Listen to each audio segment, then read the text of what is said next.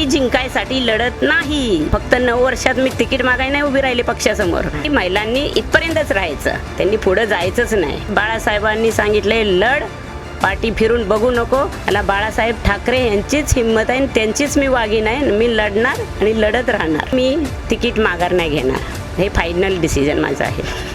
मोडून पडला संसार तरी मोडला नाही कणा, पाठीवरती हात ठेवणी तुम्ही फक्त लढ म्हणा. हेच माझं वाक्य आहे. समाजाला सांगायचं खूप काय मी मुलाबाळांना टाकून केलेलं आहे. काही लोकांचं असं म्हणणं आहे की जरी कोणाकडून तरी सुपारी घेतली आणि एखाद्या पक्षाचं किंवा एखाद्या व्यक्तीचं नाव खराब करण्यासाठी तुम्हाला समजलं मी काय बोलतोय.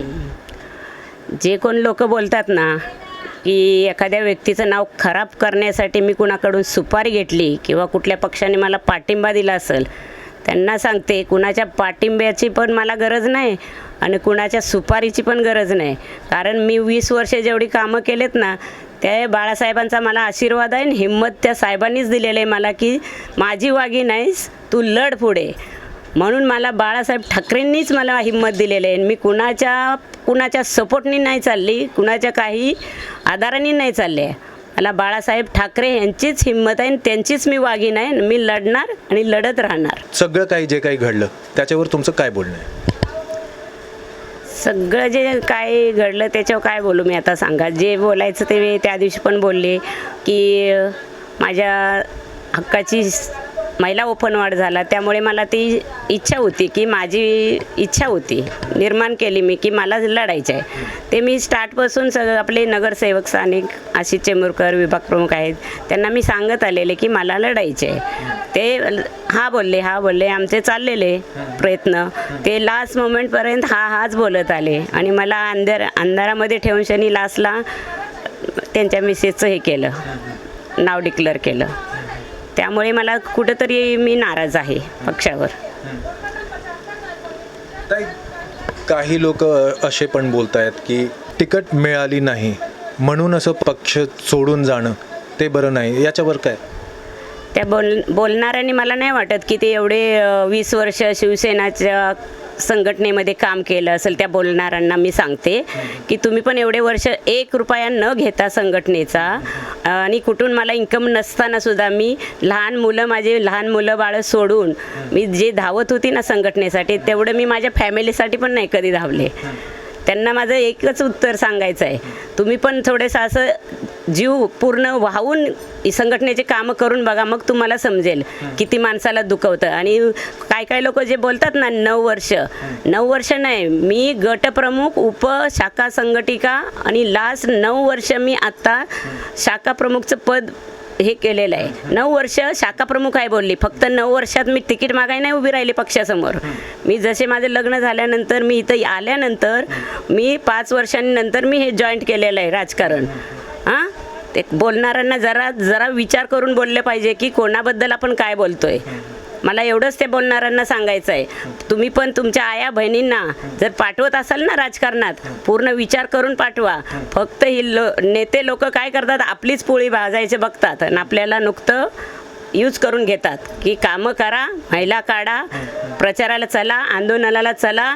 कधी एनी टाईम कुठं जायचं, फोन केला संगीता जगताप एका किक मारली की गाडी घेऊन तिथं पोचते. एका फोनमध्ये 40-50 महिला काढायची माझ्याकडे ताकद आहे आणि ते मी काढत होती. पक्षांना पण चांगलं माहीत आहे. एवढं सगळं मी डावलून जर मी आता मला हे अपयश येतं आहे, त्यामुळे मी नाराज आहे पक्षावर.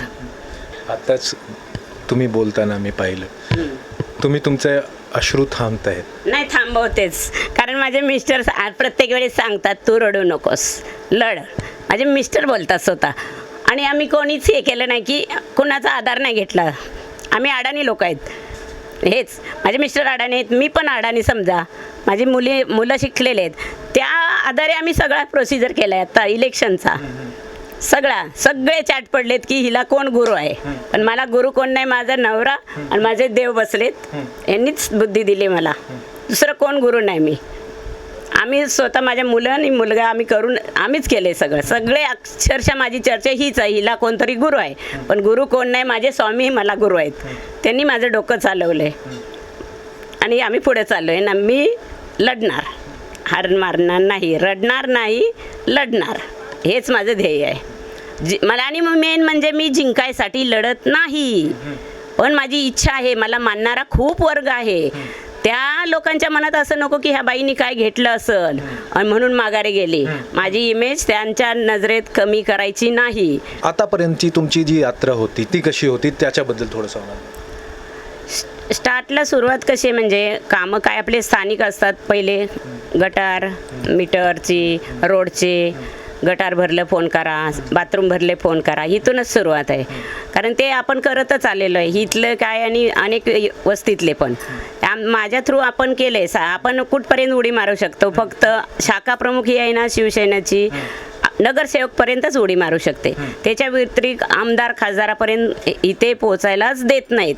मग दिलं आणि समजा गेली तर नगरसेवकचा इगो हटतो की महिलांनी इथपर्यंतच राहायचं, त्यांनी पुढं जायचंच नाही. आणि मी कामं बोलता ना तुम्ही कामं कशी कशी केली. मी अख्ख्या वार्डमधली पूर्ण मी वार्डची बांधणी पण केली आहे. इथं किती महिला होत्या याच्या आधी शाखा प्रमुख होती त्याच्या डबल टिबल महिला केल्या. जे BMCचे बचत गट असतात साहेब, तुम्हाला माहीत असेल किंवा नसेल, महानगरपालिकेचे बचत गट असतात ते मी कमीत कमी 30 ते 40 केलेले आहेत माझ्या एरियामध्ये. आणि बाहेरच्या विभागात 15-20 आहेत. तर तुम्ही सांगा, जर इथं मी नाराज आहे ह्या वार्डमध्ये, बाहेरच्या विभागातले माझा तो राजीनामा गेल्यापासून मला किती लोक येतात. फक्त मी असं बोलत नाही नुकसान इथेच होणार आहे, विभागात पण होऊ शकतं. मी असं बोलत नाही की मी करते, मी नाही करत, मला मानणारा वर्गच करतोय. ते बोलत ताई काय झालं, असं का केलं, हे केलं, तुम्ही एवढे वर्ष काम केलेत. अनेक महिलांना बोलून पण विचारतात आपले साहेब आमचे की का गेला, काय त्यांच्यावर का. मग त्या महिला स्वतः उत्तर देतात की त्या आमच्या वेळेला हजर आहेत, आमच्यासाठी त्यांनी खूप काय केलं आहे, आम्ही त्यांच्यावरच असणार. माझ्या महिला आणि पुरुष वर्ग, मुलं, मानणारा वर्ग खूप आहे. मी त्यांचं खूप मनापासून आभारी आहे की त्यांनी मला सपोर्ट करावा आणि त्यातून जे असेल ते नशिबात घडणार. पण मी तिकीट माघार नाही घेणार, हे फायनल डिसिजन माझं आहे.